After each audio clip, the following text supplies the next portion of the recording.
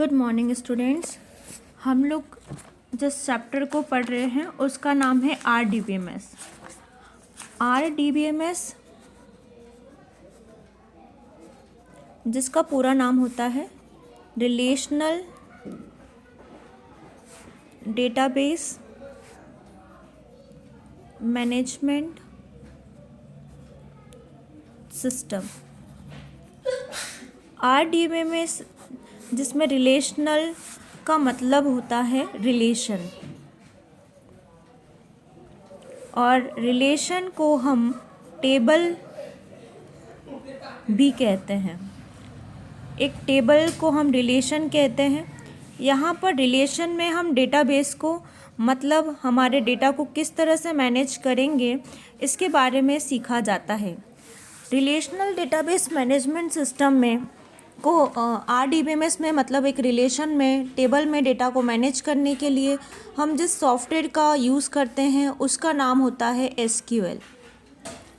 SQL क्या है? SQL जिसका पूरा नाम होता है स्ट्रक्चर क्यूरी लैंग्वेज।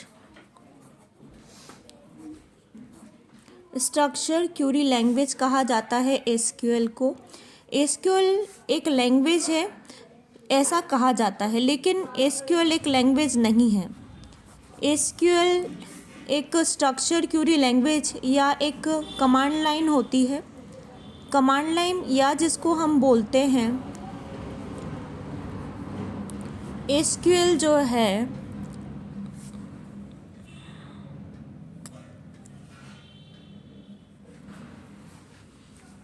SQL एक स्ट्रक्चर क्यूरी लैंग्वेज या एक सिंटैक्स होता है या एक स्टेटमेंट होता है जिसका यूज़ करके हम डेटाबेस को मैनेज करते हैं। इसमें हम अलग अलग क्यूरी का यूज़ करते हैं, और जो क्यूरी यूज़ की जाती है उसे हम बेसिकली 4 भागों में बांटते हैं। पहला होता है DML, दूसरा होता है DDL, इसके बाद तीसरा होता है DCL और थर्ड होता है TCL। ठीक है, सो हम पढ़ रहे हैं RDBMS। इस RDBMS में हम लोग यूज़ करेंगे SQL, जो एक एप्लीकेशन है जिसमें कि हम कई सारी प्रोग्रामिंग लैंग्वेज या क्यूरी लैंग्वेज का यूज़ करते हैं और डेटाबेस को मैनेज करते हैं। डेटाबेस को मैनेज करने के लिए हमें कमांड लाइन का यूज़ करना पड़ता है। 4 टाइप के SQL में स्टेटमेंट यूज़ किए जाते हैं।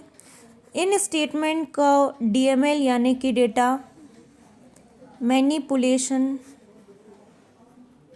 लैंग्वेज, सेकंड DDL यानी डेटा डेफिनेशन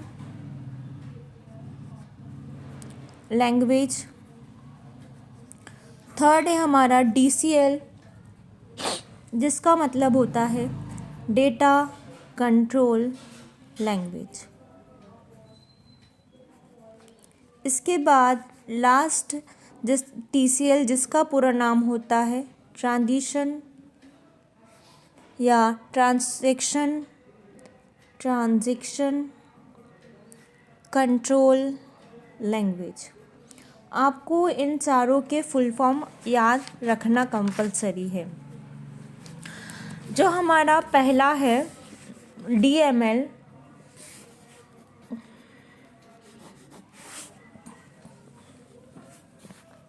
इस DML का यूज़ करते हुए हम सारे डेटा को मैनिपुलेट कर सकते हैं। मैनिपुलेट करने के लिए हमें भी उसके लिए भी अलग अलग क्यूरी का यूज़ करना पड़ता है। DML में मेनली जो 4 टाइप की क्यूरी है, DML में जो हमारी मेनली 4 टाइप की क्यूरी है उसमें पहली हमारी क्यूरी है सेलेक्ट, सेकंड है डिलीट, थर्ड है इंसर्ट, इसके बाद फोर्थ जो है उसका नाम है अपडेट। इस तरह से हम DML जो डेटा डेफिनेशन लैंग्वेज है, DML यानी डेटा मैनिपुलेशन लैंग्वेज है, उसमें डेटा को मैनिपुलेट करना यानी कि उसको चेंज करने के लिए हम 4 टाइप की कमांड का यूज़ करते हैं। पहली बताई मैंने आपको सेलेक्ट। सेलेक्ट का मतलब होता है जो आपके पास डेटाबेस रखा हुआ है या जो भी आपके पास टेबल पहले से बनी हुई है उस बनी हुई टेबल को ओपन करना। उसके बाद नेक्स्ट है हमारा डिलीट। डिलीट कमांड का यूज़ करते हुए यदि हमारे पास जो टेबल बनी रखी हुई है उसमें से हम किसी रिकॉर्ड को यानी कि किसी इन्फॉर्मेशन को डिलीट करना चाहते हैं तो हम उसे डिलीट कर सकते हैं। थर्ड होता है इंसर्ट। जब हम अपनी टेबल में नए रिकॉर्ड को रखना चाहते हैं, मतलब हमारे जो टेबल बनी हुई है उसमें रिकॉर्ड को फिल करना चाहते हैं, तो रिकॉर्ड को फिल करने के लिए हम लोग इंसर्ट कमांड का यूज़ करते हैं। आखिरी होती है अपडेट कमांड। अपडेट कमांड का यूज़ करते हुए हम पहले से जो डेटा रखा हुआ है उसमें किसी भी प्रकार का यदि बदलाव करना चाहते हैं तो वो बदलाव किया जा सकता है। जैसे यदि किसी स्टूडेंट का नंबर, मोबाइल नंबर मुझे चेंज करना है तो मैं अपडेट कमांड का यूज़ करते हुए उस डेटा को चेंज कर सकती हूँ, अपडेट कर सकती हूँ। सो मुझे जब चेंज करना होता है पहले से रखे हुए रिकॉर्ड को या डेटा को तो मैं यहाँ पर अपडेट कमांड का यूज़ करूँगी। आपने यहाँ पर अभी देखा कि डीएमएल के अंदर हमारे पास 1 2 3 4 यानी कि सेलेक्ट, डिलीट, इंसर्ट और अपडेट 4 टाइप की कमांड क्यूरी अवेलेबल है। अब इनकी क्यूरी हम किस तरीके से लिखते हैं वो भी मैं आपको आगे वाले लेक्चर में या इसके आगे ही बताऊंगी। पहले हम याद कर लेते हैं कि डीएमएल में कौन कौन सी क्यूरी होती है। उसके बाद में नेक्स्ट है हमारा डीडीएल। डीडीएल में जो हमारे पास क्यूरी अवेलेबल है, बेसिकली हमारे पास 5 टाइप की क्यूरी अवेलेबल है। पहली क्यूरी होती है क्रिएट, उसके बाद में दूसरी क्यूरी है ड्रॉप, थर्ड जो क्यूरी है उसका नाम है अल्टर और फोर्थ जो हमारी क्यूरी है उसका नाम है रीनेम, फिफ्थ क्यूरी का नाम है ट्रंकेट। इन सभी का अपना अपना काम होता है। जैसे क्रिएट कमांड का यूज़ करते हुए हम किसी भी टेबल को बना सकते हैं, मतलब जब हमें न्यू टेबल को क्रिएट करना होता है, न्यू टेबल को बनाना होता है तब हम क्रिएट कमांड का यूज़ करते हैं। उसके बाद में यदि हमें उस टेबल की उपयोगिता नहीं है और हम उस टेबल का यूज़ नहीं करना चाहते तो हम उसे ड्रॉप कर सकते हैं। इस तरह हम बनी हुई टेबल को ड्रॉप कर उसके पूरे रिकॉर्ड के साथ साथ टेबल को भी डिलीट कर देते हैं। इसके पहले जो आपने डिलीट कमांड देखी थी, डिलीट कमांड और इस ड्रॉप कमांड में क्या अंतर है? डिलीट कमांड किसी भी एक व्यक्ति के रिकॉर्ड को डिलीट करेगा, मतलब एक पर्सन के रिकॉर्ड को डिलीट करने का काम डिलीट फंक्शन करता है, जबकि कंप्लीट टेबल को डिलीट करने का काम, पूरी टेबल को डिलीट करने का काम हम ड्रॉप टेबल का यूज़ करते हुए करते हैं। तो आपको समझ में आया कि ड्रॉप टेबल पूरी टेबल को डिलीट कर देगा, जबकि डिलीट कमांड आपके सिर्फ एक सिंगल रो को या एक पर्टिकुलर रिकॉर्ड को डिलीट करने के काम आता है। इसके बाद में हमारे पास है अल्टर कमांड। अल्टर कमांड का उपयोग करते हुए आप टेबल में क्या करेंगे, आप एक नई रो को ऐड कर सकते हैं या एक नए कॉलम को ऐड कर सकते हैं। मतलब जब हमें अपनी टेबल के अंदर एक नए कॉलम को ऐड करना होता है या एक नए कॉलम को हटाना होता है, उस केस में हम अल्टर टेबल का यूज़ करते हैं। तो हमारे पास क्वेश्चन आता है कि अपडेट और अल्टर में क्या डिफरेंस है। जो अल्टर टेबल है वो पूरी टेबल को अल्टर करेगी, मतलब आपकी पूरी बनी हुई टेबल में एक नए रो को या नए कॉलम को ऐड करेगी, जबकि अपडेट का काम है पहले से जो एक रिकॉर्ड रखा हुआ है इस रिकॉर्ड में कोई परिवर्तन करना।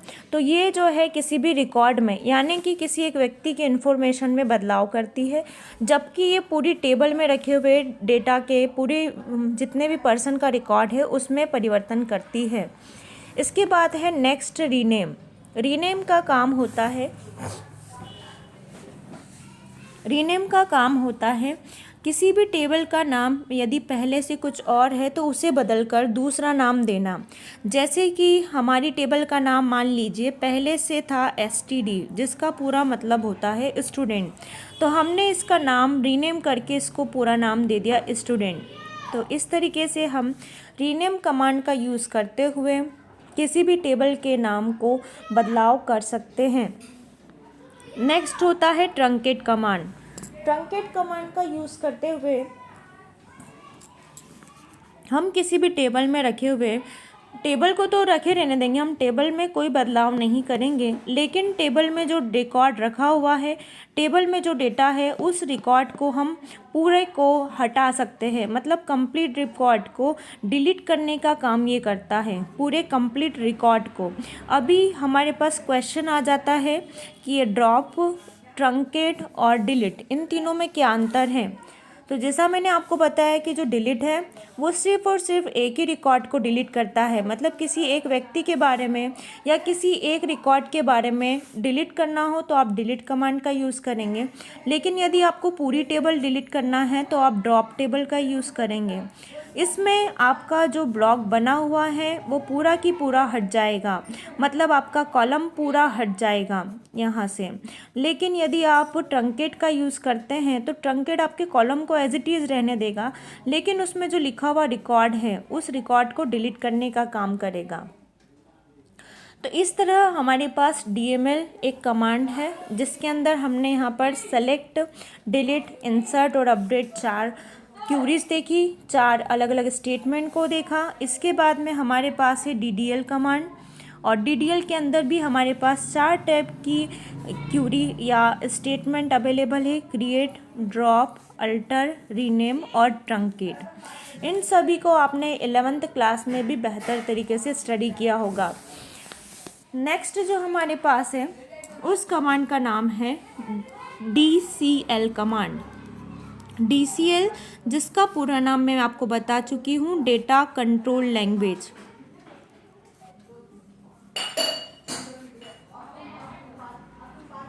डेटा कंट्रोल लैंग्वेज में भी हमारे पास सिर्फ और सिर्फ दो ही प्रकार की कमांड होती है। फर्स्ट जो कमांड है उसका नाम है ग्रांट, और जो सेकंड कमांड है उसका नाम है रिवोक।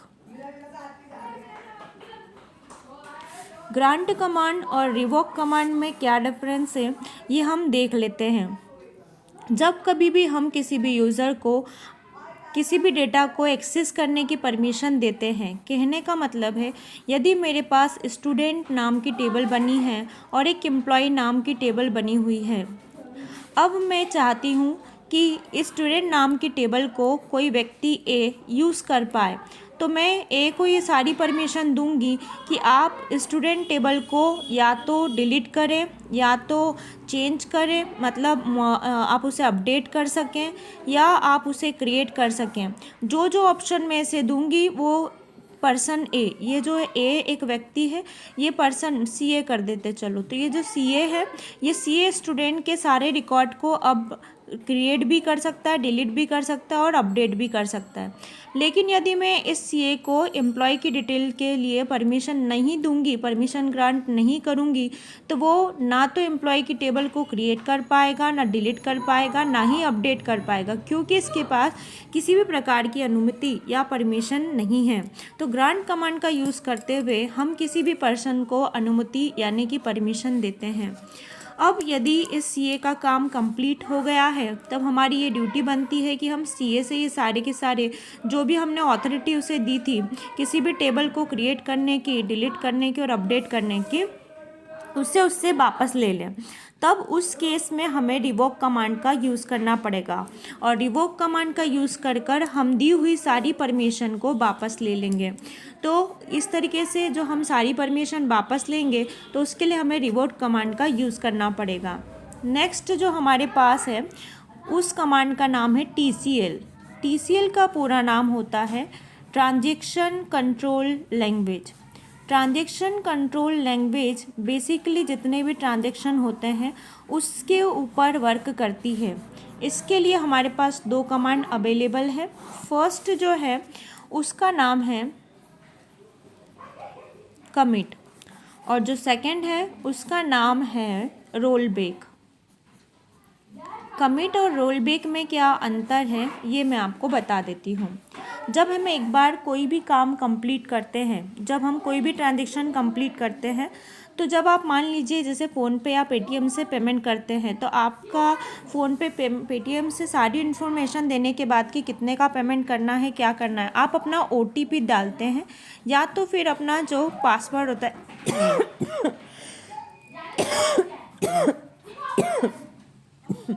सॉरी, जो आपका ओटीपी होता है या जो आपका पासवर्ड होता है, आप उस ओटीपी या पासवर्ड को डालते हैं जिससे कि वो टास्क कंप्लीट हो जाता है और कंफर्मेशन लग जाती है।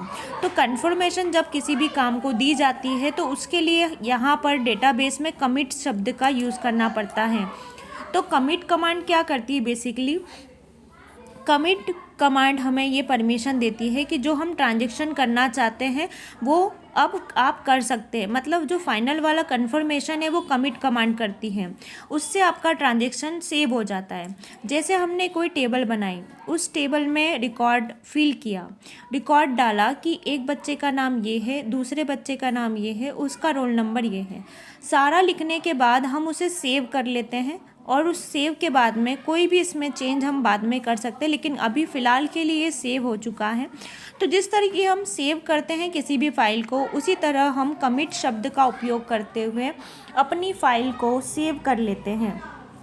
इसके बाद में रोल बैक क्या करता है, जो भी आपने लास्ट में सेव करा है रिकॉर्ड, उस सेव किए हुए रिकॉर्ड को वापस ले आता है। मतलब जिस तरीके से आप अपने कंप्यूटर पे Ctrl+Z का यूज़ करते हुए जो आपने लास्ट ट्रांजेक्शन किया था उसे कैंसिल करते हैं, उसे रिवर्ट करते हैं। रिवर्ट करना यानी कि उसे पुनः लाना।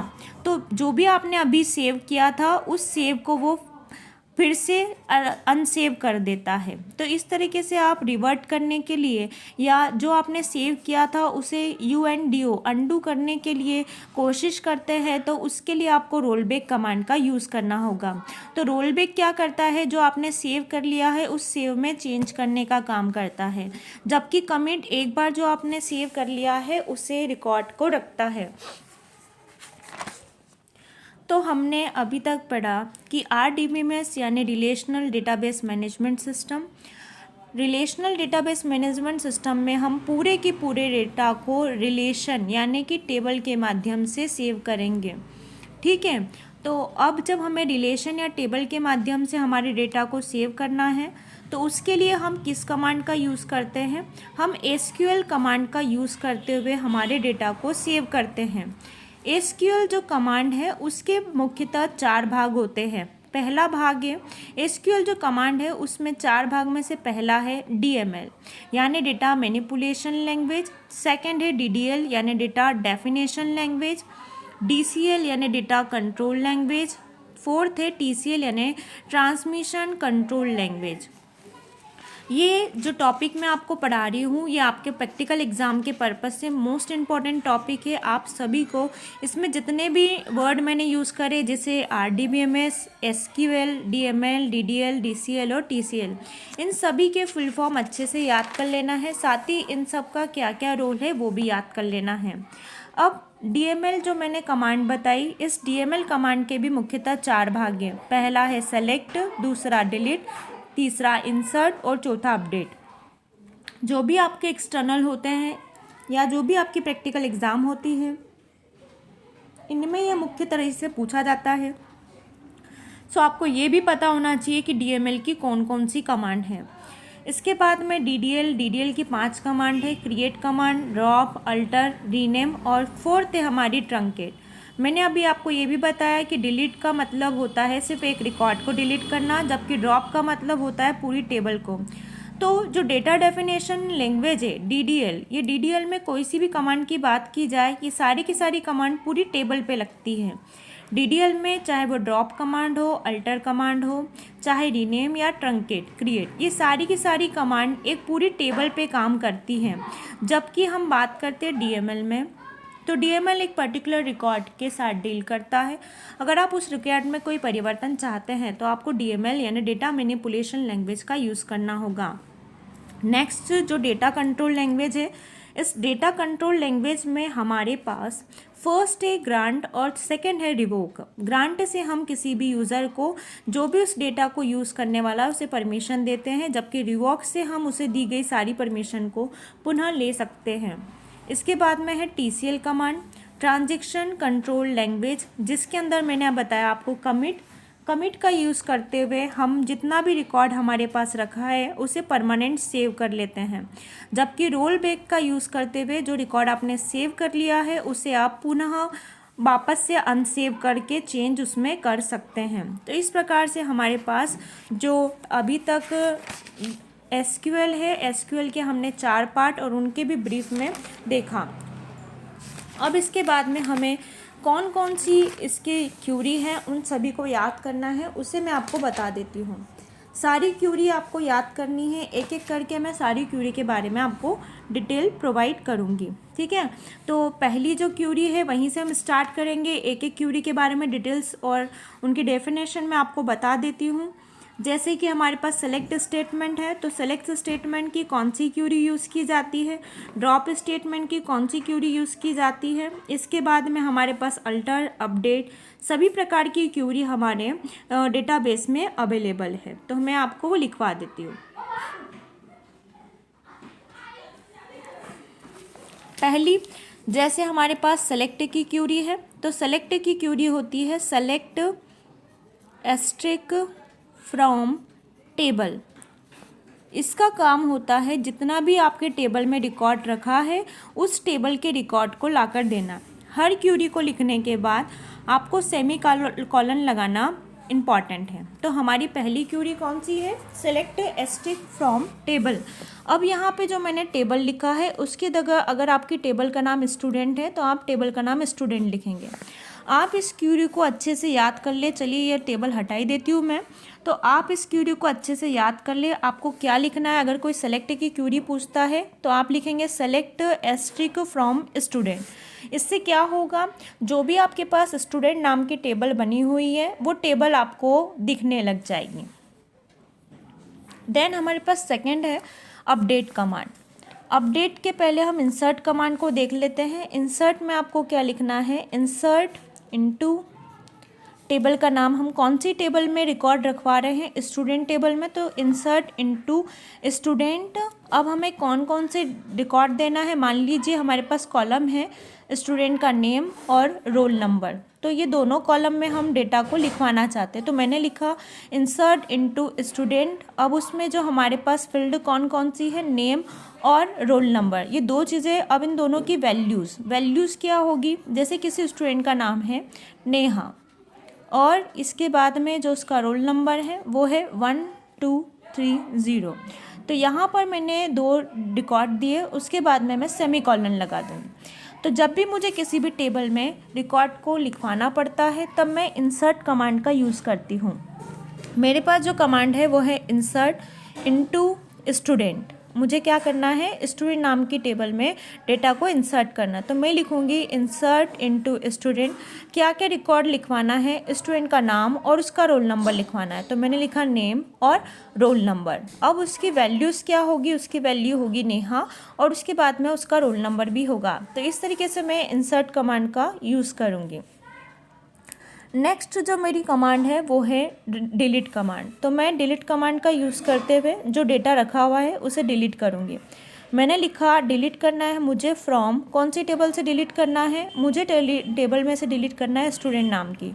तो मैं लिखूँगी डिलीट फ्रॉम स्टूडेंट। क्या डिलीट करना है, where delete from student where name equal to Neha. जो भी नेहा नाम लिख का रिकॉर्ड रखा है उसे मुझे डिलीट करना है। तो मैंने यहाँ लिखा delete from student where name Neha. ठीक है, तो इसका उपयोग करते हुए मैं जो भी नेहा नाम का रिकॉर्ड है उसे डिलीट कर पाऊँगी।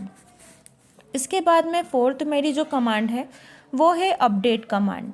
अब अपडेट कमांड का यूज़ करते हुए जैसे मैंने आपको बताया कि जो भी पहले से रिकॉर्ड रखा है, जैसे किसी का मोबाइल नंबर चेंज करना है तो मैं अपडेट कमांड का यूज़ करते हुए उसका मोबाइल नंबर चेंज कर सकती हूँ। तो मैंने लिखा अपडेट, मुझे कौन सी टेबल अपडेट करनी है, स्टूडेंट नाम की। तो मैंने किया अपडेट स्टूडेंट। अब मुझे क्या करना है, सेट करना है। क्या सेट करना है, उस बच्चे का रोल नंबर चेंज करना है। मान लीजिए हम उस बच्चे का अभी जो हमारे पास 2 ऑप्शन है, एक तो स्टूडेंट का नेम है और दूसरा रोल नंबर। तो मुझे अगर स्टूडेंट का रोल नंबर अपडेट करना है तो मैं लिखूँगी सेट कर दो। क्या सेट कर दो, roll number. Set roll number equal to 1 2 2 3। अब मुझे ये सेट करवाना है कि जो बच्चे का रोल नंबर है वो अब मेरे पास 1 2 2 3 हो जाए। कहाँ पे हो जाए? वेयर नेम क्या है? Where name equal to Neha. तो मैं चाहती हूँ कि जहाँ पे नाम नेहा लिखा है उसका रोल नंबर वहाँ पे 1 2 2 3 हो जाए। तो इस तरीके से मैं अपडेट कमांड का यूज़ करते हुए लिखे हुए डेटा को अपडेट करूँगी। ये सारी क्यूरी जो मैं आपको लिखवा रही हूँ ये सभी आपके एक्सटर्नल एग्ज़ाम पर्पज़ से बहुत ही इंपॉर्टेंट है। आप एक एक क्यूरी को बहुत अच्छे से याद कर लें। उसके बाद में नेक्स्ट जो हमारी कमांड है उसका नाम है क्रिएट कमांड। क्रिएट कमांड को लिखने समय हम लिखेंगे क्रिएट। अब आपको शब्द ही लिखना है टेबल। टेबल किसी भी टेबल का नाम नहीं है, ये कीवर्ड है जो आपको याद करना है। तो मैंने लिखा क्रिएट करो आप टेबल, और टेबल का इस बार मैं नाम दे रही हूँ स्टूडेंट। तो सबसे पहले टेबल क्रिएट हुई है तभी तो वो सिलेक्ट की गई है। तो मैंने किया क्रिएट टेबल, और टेबल का नाम क्या है? स्टूडेंट। अब इस स्टूडेंट टेबल में मैंने यहाँ पर 2 कॉलम दिए हैं। पहला कॉलम जो है वो है नेम का कॉलम। अब नेम क्या होता है? नेम किसी का क्या होता है? अल्फ़ाबेट में होता है। कभी कैरेक्टर्स भी यूज़ करते हैं, जैसे कि कई लोग अपनी जीमेल आईडी में नंबर, स्पेशल कैरेक्टर ये सब यूज़ करते हैं। तो मैं यहाँ पे लिख दूँगी नेम। और नेम किस टाइप का होगा? मेरा नेम होगा वेरकेयर। वेरकेयर का मतलब होता है कि उसमें वेरिएबल्स भी होंगे और कैरेक्टर्स भी होंगे और नंबर्स भी होंगे। तो मैंने यहाँ पे वेरकेयर लिखा, और उसकी लेंथ मैक्सिमम हो सकती है 20। किसी का भी नाम कम से कम 20 लेंथ का होगा। इसके बाद कॉमा लगाना इंपॉर्टेंट है। उसके बाद में मैंने दूसरा कॉलम लिया रोल नंबर। अब रोल नंबर किसी का भी हो सकता है नंबर में, तो मैंने यहाँ पर डेटा टाइप की जगह लिखा नंबर, और नंबर के आगे मैंने लिख दिया यहाँ पर 10 डिजिट से ज़्यादा बड़ा रोल नंबर नहीं होगा। इसके बाद में मैं यहाँ पर इस कॉलम को बंद कर दूँगी। तो मैंने यहाँ पे एक छोटी सी टेबल क्रिएट करी है जिसमें 2 ही कॉलम है। एक कॉलम है नेम और दूसरा कॉलम है रोल नंबर। तो नेम जो है वो वेरकेयर टाइप का होगा, क्योंकि उसके अंदर वेरिएबल्स भी हो सकते हैं, अल्फ़ाबेट्स भी हो सकते हैं और कैरेक्टर्स भी हो सकते हैं। तो कैरेक्टर्स नंबर भी हो सकते हैं। तो यहाँ पर मैंने वेरकेयर लिया, उसका साइज़ रखा 20, क्योंकि मैक्सिमम किसी के नाम की लेंथ हो सकती है 20। इसके बाद में मैंने रोल नंबर लिया, और रोल नंबर का डेटा टाइप नंबर रखते हुए उसका साइज़ भी मैंने यहाँ पर 10 पुट कर दिया। देन नेक्स्ट जो मेरी कमांड है उस कमांड का नाम है ड्रॉप कमांड। मुझे जब भी कोई टेबल बनी हुई है उसे डिलीट करना है तो ड्रॉप टेबल पूरी टेबल को डेटाबेस से डिलीट कर देगी। मैं लिखूँगी ड्रॉप टेबल और टेबल का नाम। जैसे मुझे कौन सी टेबल डिलीट करनी है? स्टूडेंट नाम की। तो मैं यहाँ लिखूँगी ड्रॉप टेबल, कौन सी टेबल? स्टूडेंट। इसके आपको क्रिएट के बाद में भी सेमीकोलन लगाना ज़रूरी है। तो मैं यहाँ पर ड्रॉप टेबल का यूज़ करते हुए टेबल को डिलीट कर दूँगी। नेक्स्ट है मेरे पास अल्टर। अल्टर कमांड का जैसे मैंने आपको बताया था कि अल्टर कमांड का यूज़ करते हुए हम किसी भी टेबल में एक एक्स्ट्रा कॉलम को जोड़ सकते हैं और एक्स्ट्रा कॉलम को वहाँ से हटा भी सकते हैं। तो मैं यहाँ पर यूज़ कर रही हूँ अल्टर टेबल, और टेबल का नाम है स्टूडेंट। अब स्टूडेंट टेबल में जहाँ 2 कॉलम पहले से हैं, पहला नेम और दूसरा रोल नंबर, वहाँ पे मैं एक और कॉलम एड्रेस नाम का ऐड करना चाहती हूँ। एड्रेस नाम का एक कॉलम और ऐड करने के लिए मुझे क्या करना होगा? मुझे यहाँ पर अल्टर टेबल स्टूडेंट के आगे लिखना होगा, अल्टर टेबल स्टूडेंट के आगे ऐड। मुझे ऐड करना है, क्या ऐड करना है? नया फील्ड। तो मैं यहाँ लिखूँगी ऐड कर दो आप वहाँ पर एड्रेस नाम का फील्ड। एड्रेस नाम का फील्ड ऐड करो, जिसका डेटा टाइप क्या होगा? जिसका डेटा टाइप अगेन वेरकेयर होगा। वेरकेयर नाम का डेटा टाइप है और उसका साइज़ मैक्सिमम हो सकता है 30 मैंने साइज़ दिया। उसके बाद मैं ब्रैकेट लगाते हुए मैं सेमीकोलन लगाऊंगी। तो इस तरीके से मैंने अल्टर टेबल करके उसमें जो मेरे पास टेबल बनी हुई थी जिसमें 2 ही कॉलम थे, नाम और रोल नंबर, उसमें मैंने एक और कॉलम ऐड कर दिया जिसका नाम है एड्रेस। ठीक है, यहाँ पर मैंने अल्टर टेबल का यूज़ करते हुए एक नए कॉलम को ऐड किया। नेक्स्ट जो मोस्ट इम्पॉर्टेंट है एक और, उसका नाम है रीनेम। रीनेम कमांड का यूज़ करते हुए हम टेबल का नाम चेंज करते हैं। जैसे मैं रीनेम कर रही हूँ स्टूडेंट नाम की टेबल को, तो मैंने यहाँ लिखा रीनेम स्टूडेंट टू STD। मतलब जो स्टूडेंट नाम की टेबल थी उसको आप STD नाम की टेबल में चेंज कर दो। तो आपने यहाँ पे जो मोस्ट इम्पॉर्टेंट हमारे पास कमांड है उन सभी को देखा। मैंने यहाँ पर आपको बताया कि एक ही टेबल है हमारे पास जिसका नाम है स्टूडेंट, और सबसे पहले हमने क्रिएट कमांड का यूज़ करते हुए इस स्टूडेंट टेबल को बनाया था। क्रिएट कमांड में हमने लिखा था क्रिएट टेबल और टेबल का नाम हमने दिया था स्टूडेंट और इसमें 2 ही कॉलम रखे थे। पहला कॉलम था नेम और दूसरा कॉलम था रोल नंबर। जो नेम कॉलम है उसका जो साइज़ है और जो उसका जो डेटा टाइप है वो उसके सामने लिखा है और डेटा टाइप लिखने के बाद हम ब्रैकेट में उसका साइज़ लिखते हैं। तो क्रिएट कमांड से पहले हमने लिखा, ज़रूरत के हिसाब से हमने उसको अल्टर करके उसमें एक और कॉलम ऐड कर दिया। हम चाहें कि कौन कौन से कॉलम बन गए उसे देख लें, तो उसके लिए हमने सेलेक्ट कमांड का यूज़ किया। इसके बाद में इंसर्ट कमांड का यूज़ करते हुए हमने जो हमारी टेबल है उसमें डेटा को रिकॉर्ड को दिया। रिकॉर्ड जो था वो नेहा और उसका रोल नंबर दिया। इसके बाद में हमने डिलीट कर दिया इस स्टूडेंट के रिकॉर्ड को, जो नेहा नाम था उसके रिकॉर्ड को हमने डिलीट कर दिया। हम चाहते तो अपडेट कमांड का यूज़ करते हुए नेहा का रोल नंबर जो 1223 था उसको हम यहाँ से चेंज कर, जो 1230 था उसको हमने 1223 कर दिया। इसके बाद रीनेम करते हुए हम स्टूडेंट नाम की टेबल को स्टूडेंट में भी कन्वर्ट कर सकते हैं। तो मैंने आपको इस पूरे चैप्टर में जो मोस्ट इम्पॉर्टेंट है वो आपको बता दिया है। आप इसको बहुत अच्छे से याद कर लेंगे। अगर अभी भी इसके अंदर कोई प्रॉब्लम है या कुछ आपको समझना है तो आप मुझे पूछ सकते हैं, ठीक है। Thank you. और आप इसका एक स्क्रीनशॉट लेकर इसको सेव कर लो और क्योंकि एग्ज़ाम में एक्सटर्नल आएंगे जब आप इसको अच्छे से याद करके जाएंगे, ठीक है। Thank you.